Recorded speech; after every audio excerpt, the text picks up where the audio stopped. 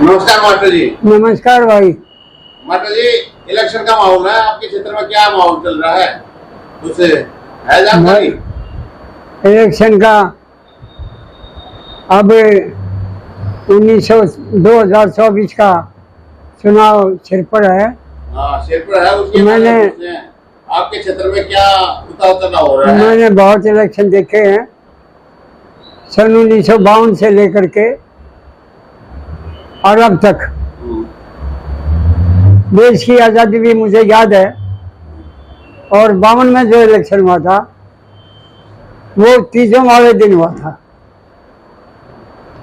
लोगों में बड़ा उत्साह था, देश आजाद हुआ था, लोग दिवाली मना रहे थे। उस वक्त लोगों में एक उमंग थी, भाईचारा था, प्रेम था, एक दूसरे से प्यार मोहब्बत था, और लोग जनता देश हित में सोचती थी। सच्चाई ईमानदारी का प्रसार था, और पाखंड नाम की चीजें बहुत कम थी। क्योंकि उसका कारण एक ही था, क्योंकि आर्य समाज का आंदोलन जो था, जिसने आज़ादी के लिए बहुत बड़ा संघर्ष किया, वो यहाँ के लोगों में दिल में बैठा हुआ था कि सच्चाई और ईमानदारी से देश के हित करना है। इसके बाद बहुत चुनाव हुए, हमने देखे। पहले के लोग जिन्होंने कुर्बानी दी थी, आज हम देखते हैं तो जो नेता लोग जबान किया करते थे, जो भाषण दिया करते थे, मैनिफेस्टो निकालती थी पार्टी, उन पर काम करते थे, विश्वास करते थे लोग। लेकिन आजकल तो ये मुद्दे रहे नहीं, ये इस पे कोई विश्वास करने वाला आजकल क्या लिख दिया कि वो पूरा होता ही नहीं है। आजकल जो मैनिफेस्टो हैं, ऐसा लोगों को महसूस होने लगा कि कागज मात्र एक बहकाने की चीज है। और मैनिफेस्टो सिर्फ लोगों को धोखा देने के लिए हैं, वास्तविकता उसके अंदर बहुत कम होती है। और फिर देश के बड़े बड़े जिम्मेवार आदमी, डेमोक्रेसी होती है for the people, by the people, of the people. लेकिन आज के नेताओं ने विशेष रूप से उच्च कोटि के जो देश के नेता हैं, उन लोगों ने समाज में इस प्रकार की भावना पैदा कर दी कि लोग सच्चाई से दूर हटने लग गए, और ऐसा कहते हैं कि 100 झूठ बोलो वो सच्चाई हो जाएगी। आज झूठ को प्रमाणित करने के लिए 100 झूठ बोली जा रही है। और आज माहौल इलेक्शन का, जबकि जनता की अपनी सरकार चुनने का एक मौका होता है, कोई उत्साह दिखाई नहीं देता। लोगों में एक प्रकार की निराशा, लोगों ने अखबार देखना बंद कर दिया, टेलीविजन की तरफ ध्यान नहीं देते। एक ही बात घिसी पिटी वही बात रहती है। हाँ, वही सुबह से शाम तक वही बात चलती रहती है। तो लोगों ने उब करके, अब मजबूरी है, टाइम तो पास करना पड़ा है। लेकिन जो जनता के प्रतिनिधि हैं, उनको ऐसा मालूम पड़ता है कि तनिक भी विश्वास नहीं है कि हमें यहाँ पर सेवा करने के लिए आए हैं। ऐसा कुछ लगता है। जनता के प्रतिनिधि जनता का काम नहीं कर रहे, अब ये कहना चाह रहे हैं ना? जनता का काम नहीं कर रहे, और व्यापार की तरफ लोग, धनबल की तरफ ज्यादा झुक रहे हैं। पैसा दो और तमाशा देखो। कहीं मास्टर जी आप ये तो नहीं कहना चाह रहे कि राजनीति को व्यापार बना दिया इन्होंने? ये तो राजनीति को एक तरह से व्यापार बना दिया। और ऐसा कहते हैं, व्यापारी और पुजारी को समाज और देश से प्यार नहीं होता। व्यापारी और समाज को जहां मौका लगेगा वहीं पहुंच जाएगा। ये देश ये जनता, विशेष रूप से भारत कृषि प्रधान देश है।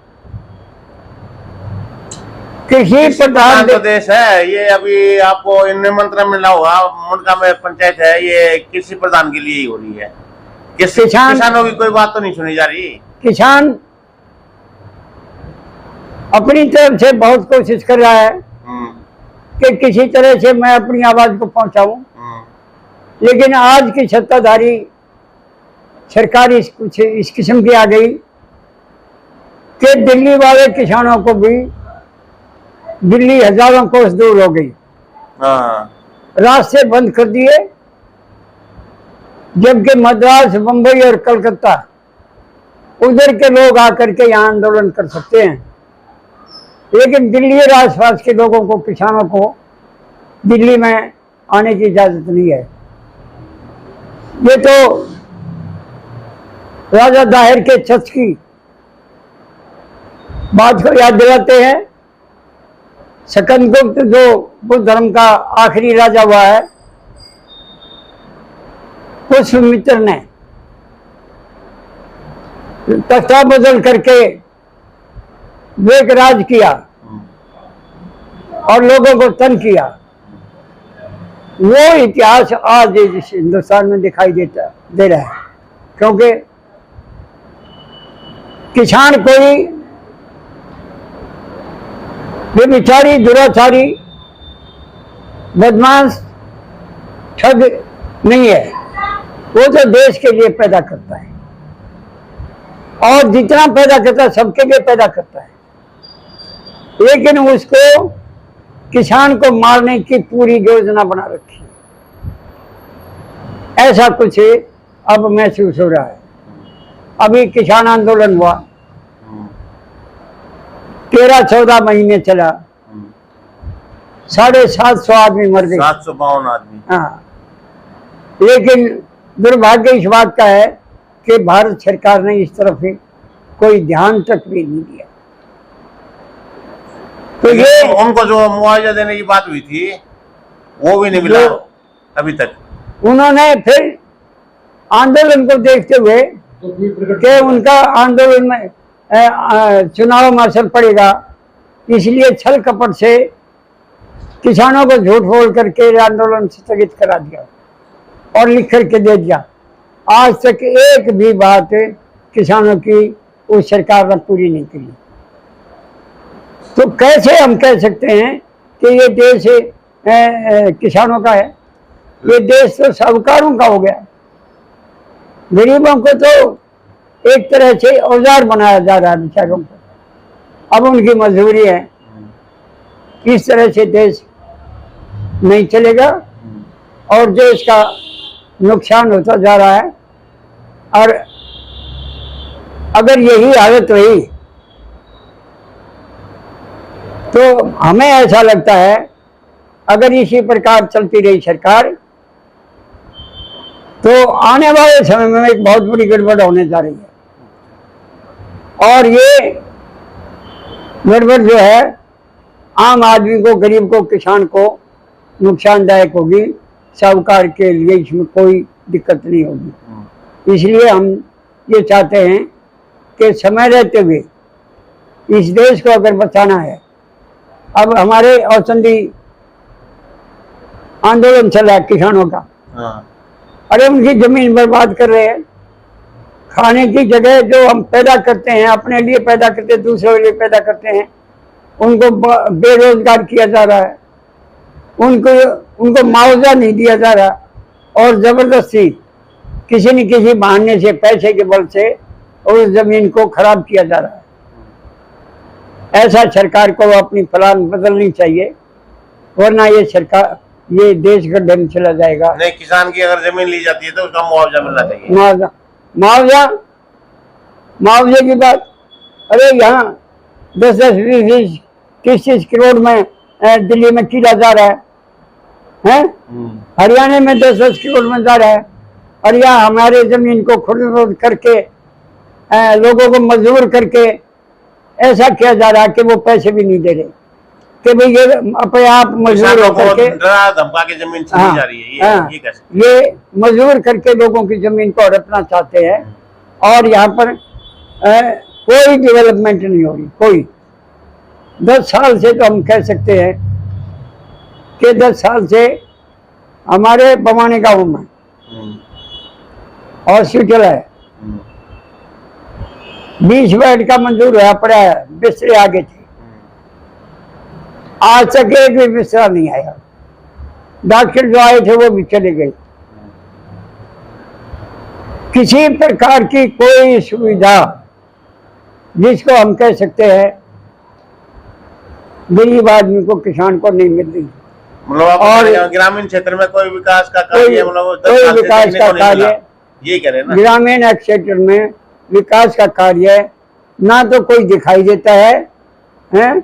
और ये कहते हैं ना जमीन से, अरे जमीन से जुड़ा हुआ तो किसान है धरती से, ये जमीन से जुड़ा हुआ उसको कहते हैं आदमी को। और लोगों की आंखों में जमीन से जुड़ा हुआ कि ये जमीन से जुड़ा, लोगों की आंखों में धूप झोंक करके हमारी वोटों को ग्रहण करते हैं। ऐसे मास्टर जी, किसान मजबूत होगा देश जब भी तो मजबूत होगा, किसान की बात सुननी चाहिए सरकार ने। ये आपने बात बहुत ठीक कही है। जब तक इस देश का किसान खुशहाल नहीं होगा, चौधरी चरण सिंह कहते थे देश की तरक्की तभी हो सकती है जब किसान खुशहाल होगा, क्योंकि किसान जो है अपनी पैदावार को बाजार में बेचेगा, उसको सब लेंगे, हैं? और दूसरे आदमी जो है व्यापार भी किसान से चलता है। किसान तो देश के लिए सब कुछ कर रहा, लेकिन इसके लिए कोई लाभकारी मूल्य भी नहीं दे रहे इसको वैसे इसके प्रोडक्शन को भी उसकी कीमत नहीं मिल रही। एमएसपी पे तो गवर्नमेंट ये कह रही है कि भाई नुकसान हो जाएगा। हाँ, सरकार एमएसपी के बारे में और चीजों में व्यापारियों के कर्जे माफ हो जाते हैं, लेकिन किसान के बारे में कहते हैं कि एमएसपी दे नहीं सकते। ये 100% जोर बोलते हैं, इस किस्म की बातें। अगर ये देना चाहें तो दे सकते हैं, ऐसी बात नहीं है, अगर नहीं दे सकते। और जमीन, अच्छा फिर ये जमीन को किसान को बिल्कुल नहीं उभरने देंगे और इनकी प्लान बहुत खतरनाक है। और लोग अब इस तरह से थोड़ा महसूस करने लग रहे हैं कि भाई जैसे टेलीविजन और अखबार पढ़ने लोगों ने बंद कर दिए हैं, इसी तरह से लोग निराश होकर के घर बैठ जाएंगे, क्योंकि गरीब आदमी क्या करेगा। और नीतियां ऐसी आ रही हैं कि नीतियां बदल दी हैं। अब ये कहते हैं नौकरी देंगे हम, आरक्षण नहीं खत्म करेंगे। आरक्षण सब कुछ निजीकरण कर दिया, बेच दिया सब कुछ। आरक्षण तो अपने आप पर खत्म हो गया। जब गवर्नमेंट में जगह ही नहीं रहेगी तो आरक्षण की जरूरत क्या है? वो पास रहो, पढ़ा रहो, उन्हें उसे कौन पूछे, हैं? तो ये सब झूठ बोल करके भाषण दे रहे। तो ये झूठ कब तक चलेगी ये भगवान जाने। इतना कहकर मैं आप लोगों से एक इल्जा करना चाहता हूँ, भाई अगर तुम्हारे अंदर कोई हिम्मत है तो किसान की, देश की सेवा करो। ये देश बहुत गड्ढे में चला गया। यहाँ पर हमारी परंपराएं खत्म होती जा रही हैं। आजकल जो गांव में, जो ग्रामीण परिवेश में मजबूत होया करते, अब आंदोलन हुआ हरियाणा में आरक्षण, जहां पर शहरों में फौजी पुलिसी, वहां पर तो मकान भी जल गए, दुकान भी जल गई। और जहां पर गांव में किसी प्रकार की फौज नहीं थी, सेना नहीं थी, लेकिन गांव वालों ने अपने आप को स्वार्थ बनाने के लिए, अपने भाइयों की रक्षा के लिए एक पत्ता तक नहीं हिला, कोई इन्होंने लड़ने की कोशिश की। लेकिन गांव के लोग जो है, किसान जो है, भाईचारे को बनाए रखना चाहता है और ये तोड़वाना चाहते हैं। ये नीति अच्छी नहीं है। बस धन्यवाद आपका, आप लोगों ने मेरी बात सुनी।